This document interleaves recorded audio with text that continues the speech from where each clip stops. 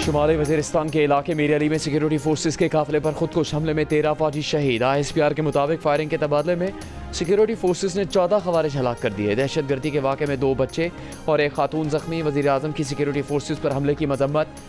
शहीद पाक फौज के जवानों को खराज अकीदत पेश किया।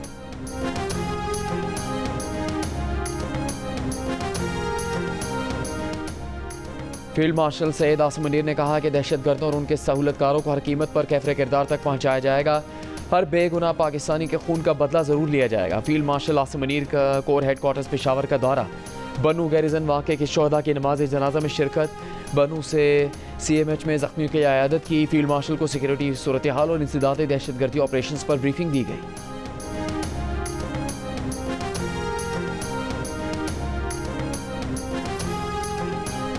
वज़ीर आज़म शहबाज शरीफ का चेयरमैन NDMA से टेलीफोनिक राबता।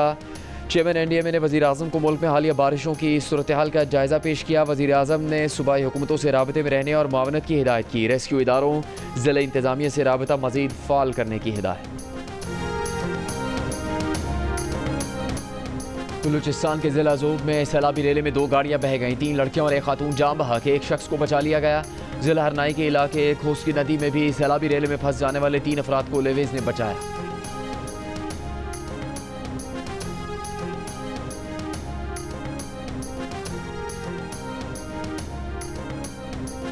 चेयरमैन PTI बैरिस्टर गौहर ने कहा है कि सुप्रीम कोर्ट के फैसले के बाद हमारे अरकान असम्बली सुन्नी इत्तेहाद काउंसिल के तसव्वुर होंगे, उन्हें आज़ाद उम्मीदवार करार नहीं दिया जा सकता। इलेक्शन कमीशन से मुतालबा है कि बाकी सूबों के नोटिफिकेशन भी जल्द जारी करें। सुप्रीम कोर्ट आईनी बेंच के फैसले पर मायूसी का इजहार करते हुए बैरिस्टर गौहर ने कहा कि इंसाफ होता हुआ नजर नहीं आया। आवाम को अदलिया से सिर्फ नाइंसाफ़ी मिली। सबसे दरख्वास्त है कि तहरीक इंसाफ के बुग़्ज़ में आवाम और मुल्क को नुकसान न पहुँचाया जाए। PTI के रहनुमा शिबली फराज ने कहा कि उस वक्त मुल्क की मुआशी और अमन अमान की सूरत हाल सबके सामने है।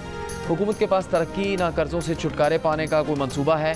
कर्ज लेने वालों की खुद मुख्तारी और आज़ाद खारजा पॉलिसी नहीं होती। मौजूदा मुल्की सूरत हाल में उम्मीद की वाहिद किरण जेल में कैद है।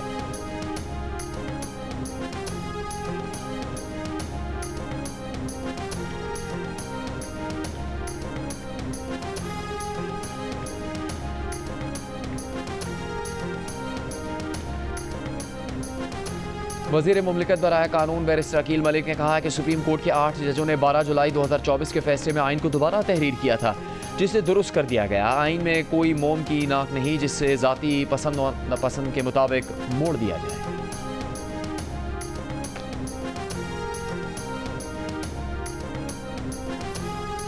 पंजाब असम्बली में माइक तोड़ने वाले 10 अरकान पर 20 लाख से ज़्यादा का जुर्माना। एलामी के मुताबिक सरकारी अमलाक को नुकसान पहुँचाने पर 2,03,550 रुपये फी का जुर्माना किया गया। 7 रोज़ में जुर्माना अदा न करने वाले अरकान के खिलाफ कार्रवाई की जाएगी। फैसला 16 जून के इजलास में वीडियो शवाहिद की बुनियाद पर किया गया। स्पीकर पंजाब असम्बली ने अपोजिशन के मुअत्तल 26 अरकान के असम्बली में दाखिले पर पाबंदी आयद कर दी।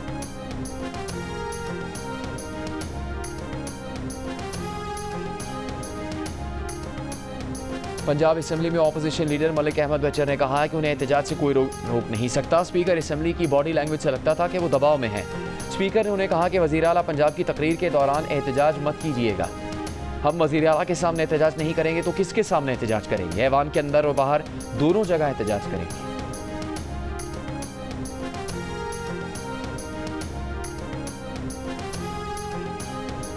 इस्लामाबाद हाई कोर्ट ने वफाकी हुकूमत को CDA तहलील करने की हिदायत कर दी। जस्टिस मोहसिन अख्तर क़यानी ने फैसला जारी किया कि CDA के पास टैक्सेस लगाने का कोई कानूनी इख्तियार नहीं है। बराह रास्त रसाई या राइट ऑफ वे चार्जेस के नाम पर CDA ने अगर किसी शख्स या इदारे से कोई रकम वसूल की है तो वो वापस की जाए। CDA का राइट ऑफ वे और एक्सेस चार्जेस से मुतालिक 9 जून 2015 का SRO का लदम करार। फैसले में कहा गया है कि SRO के तहत CDA के तमाम इक़दाम गैर कानूनी करार दिए जाते हैं। वफाकी हुकूमत CDA को तहलील करके तमाम इख्तियारात और असासे मेट्रोपॉलिटन कॉरपोरेशन को मुंतकिल करे। इस्लामाबाद के शहरियों के हकूक़ का तहफ़्फ़ुज़ कानून के तहत यकीनी बनाया जाए।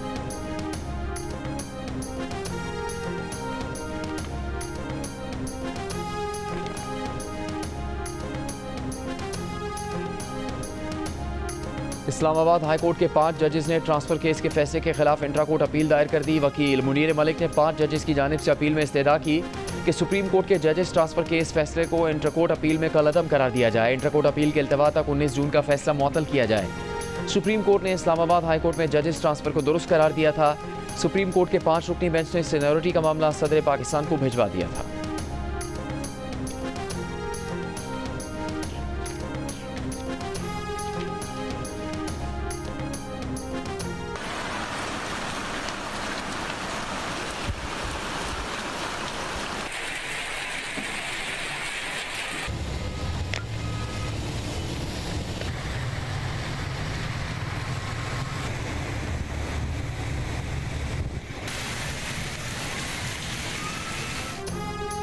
कराची के मुख्तलिफ इलाकों में मूसलाधार बारिश। आई चंडीगढ़ रोड, एम जिन्ना रोड, शारा फैसल, कारसाज, नसरी, सादर गुलशन मेमार में तेज़ बारिश हुई। शहर के दीगर इलाकों में भी वक्फे वक्फे से मुतदिल बारिश हुई। महकमा मौसमियात के मुताबिक सबसे ज़्यादा गुलशन मेमार में 23 मिलीमीटर बारिश रिकॉर्ड हुई। सड़कों पर बारिश का पानी जमा हो गया, जबकि कई जगहों पर सड़कों के गढ़ों में गाड़ियाँ और मोटरसाइकिलें फंस कर रह गईं।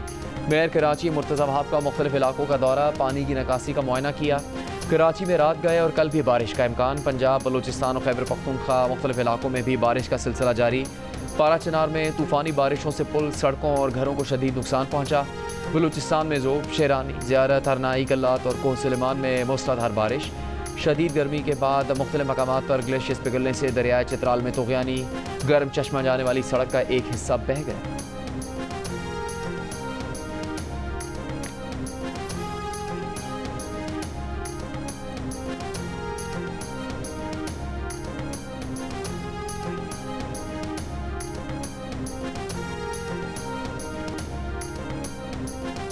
NDMA का बारिशों के बाद मुमकिन सैलाब के हवाले से अलर्ट जारी। 24 से 48 घंटों में मजीद बारिशों की पेशगोई। लाहौर, रावलपिंडी, इस्लामाबाद, गुजरांवाला, फैसलाबाद, सरगोदा समेत पंजाब के कई अजला में बारिशों से सैलाबी सूरत हाल का खदशा। कराची, हैदराबाद, सखर, लाड़काना, मीरपुर खास, थरपारकर, बदीन, उमरकोट और जैकबाबाद में भी शदीद बारिशों का इम्कान। सिंध और पंजाब के मैदानी इलाकों में नशेबी मकामात पर पानी जमा होने से बिजली का निज़ाम मुतासिर होने का खदशा। गिलगित बल्तिस्तान के कुछ इलाकों में ग्लेशियर्स पिघलने से सैलाबी सूरत हाल का खतरा। आज़ाद कश्मीर की वादी रीला, मुजफ्फराबाद, रावलाकोट, बाग और कोटली में शदीद बारिशों और अर्बन फ्लडिंग का इम्कान। खैबर पख्तूनख्वा में मरदान, स्वादीद, कोहिस्तान, बनू, करक और वजीरिस्तान में तेज़ बारिशें, तूफ़ान मुतवक्के। NDMA के तमाम मुतल्लका इदारों को मुमकिन हंगामी सूरत हाल से निपटने के लिए पेशगी इक़दामात की हिदायत।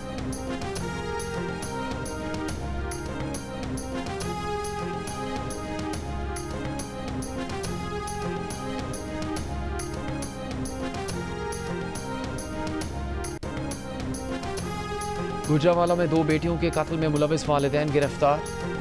वालिदैन ने बड़ी बेटी के पसंद की शादी करने और छोटी बेटी को बहन का साथ देने पर कत्ल कर दिया। मुलजमान ने इतराफ़ जुर्म कर लिया। 18 मई को 18 साल की तानिया और 22 साल की बहन को फायरिंग करके कत्ल किया गया।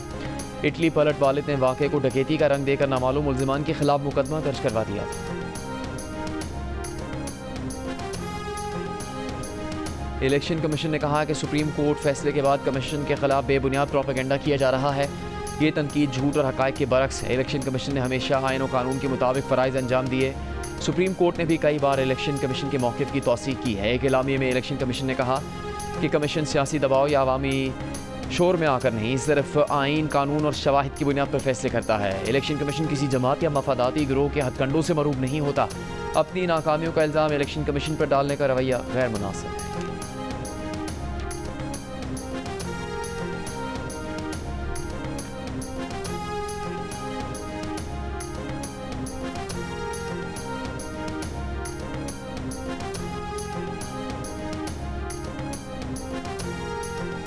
वफाकी वज़ीर दाखिला मोहसिन नकवी का इस्लामाबाद में नादरा मेगा सेंटर का दौरा। शहरियों के लिए फराहम करदा सहूलतों का जायज़ा लिया। शहरियों के शनाख्ती कार्ड से मुतालिक मसाइल फौरी तौर पर हल करने की हिदायत। शहरियों का इत्मीनान का इजहार। कहा अब उन्हें तवील कतारों में इंतजार नहीं करना पड़ता। वज़ीर दाखिला ने कहा कि नादरा सेंटर में बगैर इंतजार काम होना खुशाइंद है। शहरियों के लिए हर सतह पर आसानियाँ पैदा करने के लिए इक़दाम करते रहेंगे।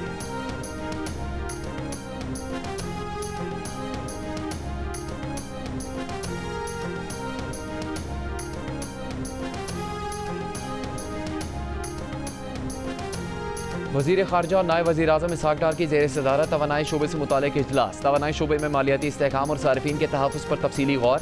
इसहाक़ डार ने कहा कि माली नज़्म ज़ब्त कायम रखेंगे मगर आवाम पर गैर ज़रूरी बोझ नहीं डालेंगे। इजलास में तवानाई, पेट्रोलियम के वज़रा, मुआवन ख़ुसूसी तारिक बाजवा और मुतल्लिक़ा हुक्काम की शिरकत।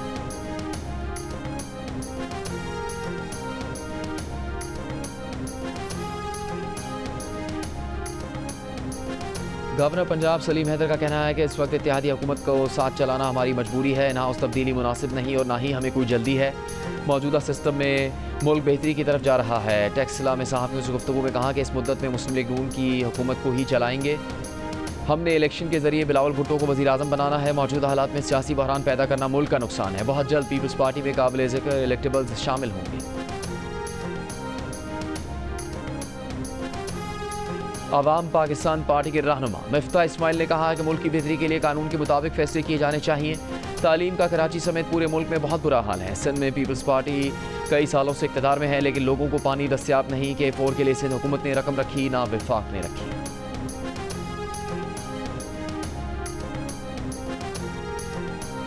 गाजा पर इसराइली फौज के वहशियाना हमले जारी। बेघर फ़लस्तीनियों के खैमों और इमदाद लेने आए फ़लस्तीनियों पर बमबारी।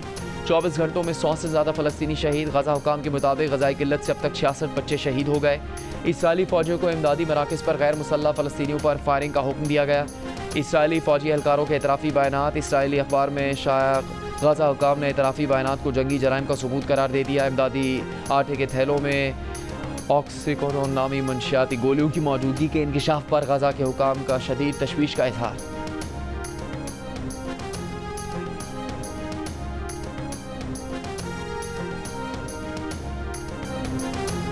दिलजीत दोसांझ जुरहान आमिर की फिल्म सरदार G3 भारतीय इंतहा पसंदों पर बिजली बनकर गिर गई। पाकिस्तान समेत दुनिया भर में फिल्म की नुमाइश जारी। भारतीय सेंसर बोर्ड फिल्म भारत में बैन कर चुका। गीत निगार जावेद अख्तर ने कहा फिल्म बैन नहीं करनी चाहिए क्योंकि इसमें पैसा हिंदुस्तानी आदमी का डूबेगा। साथ जावेद अख्तर ने भी कहा कि फिल्म साजों को तनबीह भी करनी चाहिए कि आइंदा किसी पाकिस्तानी को अपनी फिल्म में कास्ट न करें।